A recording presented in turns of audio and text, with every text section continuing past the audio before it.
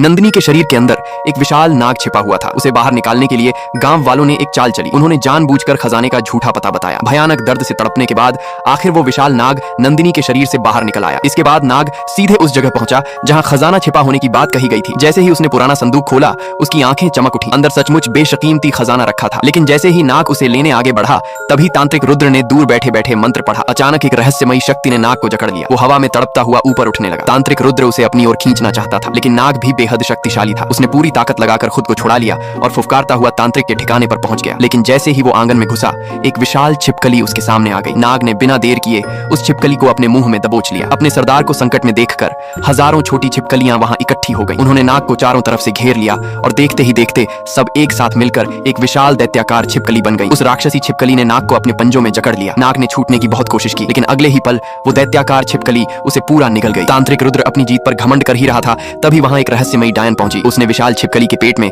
कैद नाग को देखा और तुरंत अपने काले जादू से उसे बाहर निकाल लिया। इसके बाद वो नाग को लेकर वहां से गायब हो गई। जब तांत्रिक रुद्र को यह खबर मिली तो वो गुस्से से पागल हो उठा। वो नंदिनी को पकड़कर एक पुराने सांपों के बिल के पास ले गया। उसने बिल के ऊपर एक पीला फूल रखा और नंदिनी को जमीन पर झुकाकर नाग की तरह ढोल बजाने को कहा। रुद्र को विश्वास था कि इस तांत्रिक विधि से नाग जरूर वापस आ जाएगा। कुछ ही देर में नाग को उस पुकार का एहसास होने लगा। वो खुद को छुड़ाने के लिए बुरी तरह तड़पने लगा, लेकिन डायन ने उसे काले जादू से पूरी तरह कैद कर रखा था। असल में डायन ये सब बदला लेने के लिए कर रही थी, क्योंकि उसकी ये डरावनी हालत और उसका विनाश सब कुछ उसी विशाल नाग की वजह से हुआ था।